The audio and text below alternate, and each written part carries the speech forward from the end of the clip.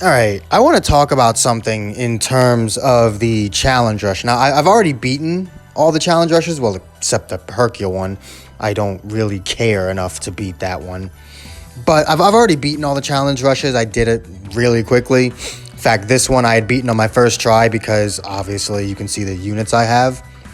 But the difficulty of the rising rush or of the challenge rush itself, and I don't want to talk about that. Truth be told, I didn't find any of these particularly difficult. The one I had the hardest time with was this one, seeing as how I genuinely did not beat it until I pulled Vegito Blue.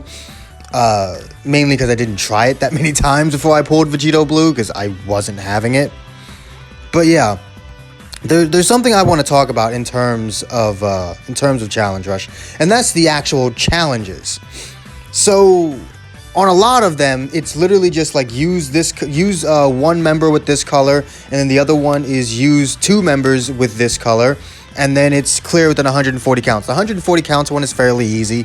Usually, if you have the boost units, you'll just do that on your first time anyway. And this first challenge usually isn't that hard because, use one red. There's one blue. It doesn't really put you at that big a disadvantage. You can still, run the green. You can have the red for this guy. He's not really that strong, if I'm being honest. Or you could just make sure that you take him out super quickly so that with Rising Rush or what have you. It's a fun way to work around it instead of just having, type advantage over everything.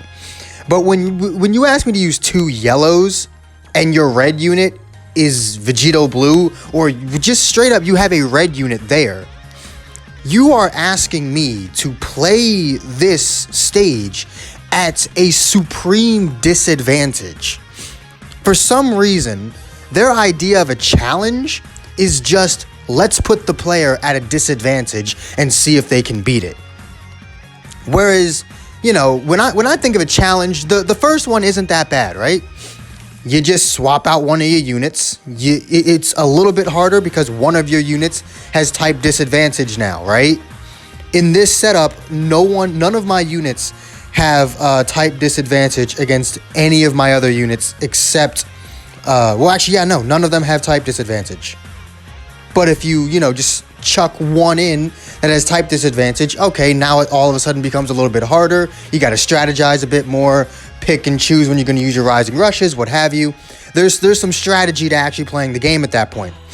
But when you have to have two units that are at type disadvantage, forcing you to only have one unit that has type advantage over the one unit that your other two units have type disadvantage against. So in this case, running two yellows, you are forced to run a blue because of this guy. That already puts you at a huge disadvantage. Why? Because your blue unit is going to have type disadvantage against this guy. So at no point, once this guy goes down, there's literally no point where some member of your team does not have type disadvantage against someone. And element factor is such an unbalanced thing in Dragon Ball Legends that putting the player at such a huge disadvantage, it's not a challenge. It's just straight up annoying.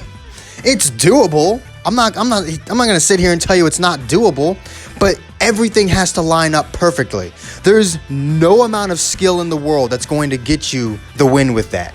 You have to get lucky and hope that not only do you not make a single mistake, but you have to hope that the CPU just doesn't feel like fighting back that much. You got to make sure that the CPU doesn't feel like perfect vanishing you every single chance it gets. You got to make sure that the CPU doesn't feel like cover changing you the second you hit them with type advantage. You got to make sure that the CPU doesn't feel like switching every single time they vanish.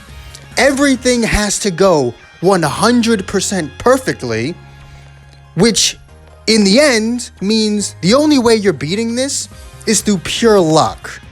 That's not a challenge. A challenge means if you are smart enough and good enough at the game, you can figure out a way around it. This is just use your most powerful yellows and your most powerful blue and hope for the best.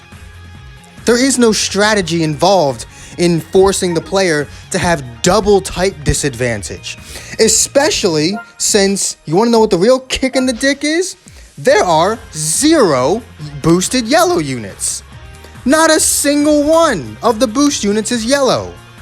So not only do you have to deal with 2/3 of your team having type disadvantage against one unit, with the last member having type disadvantage against another unit, but only one of those units, the blue one, is going to be boosted, and that's if you have Vegito Blue, because this guy, I mean, you can try it, sure, why not?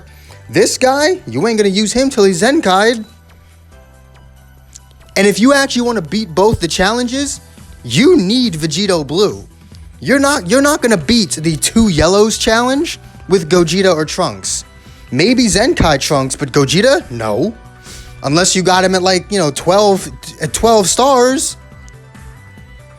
That's the thing that I hated about last year's challenge rush. There was no level of skill that would get you through it. It was just luck. There were certain setups that you could use to make it a little bit easier for yourself, but at the end of the day, it was pure luck on whether or not you would beat it. And this is the same. As far as actually beating the stages go, the stages themselves aren't that difficult, especially if you have the boost units. But the game developers feel the need to then make the challenges put you at such a huge disadvantage that, as I said, it becomes more luck than anything else. When Toshi said that, you should expect this year's challenge rush to be extremely hard, what he should have said was, you should expect this year's challenges for the challenge rush stages to be unfair and luck-based. Because that's what it is.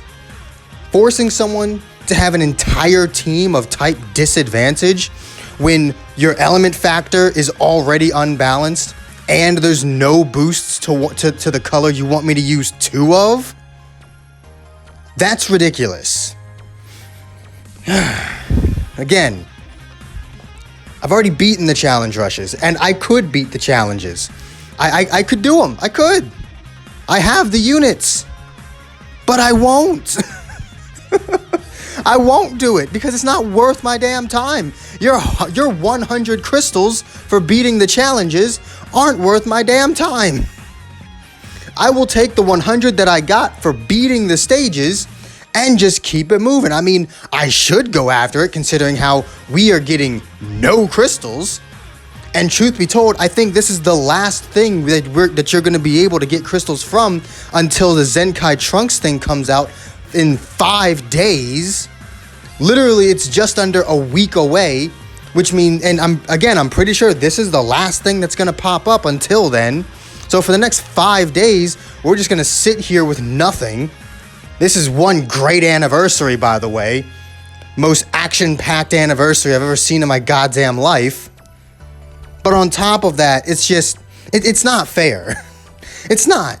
It's not. And I don't feel like subjecting myself to this luck-based bullshit.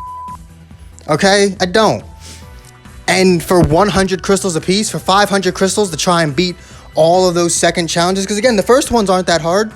140 counts, not that bad. Beating it with one other element unit, not that hard. It's that middle challenge that just says, F you. Just like, nah, you thought you could win? F you.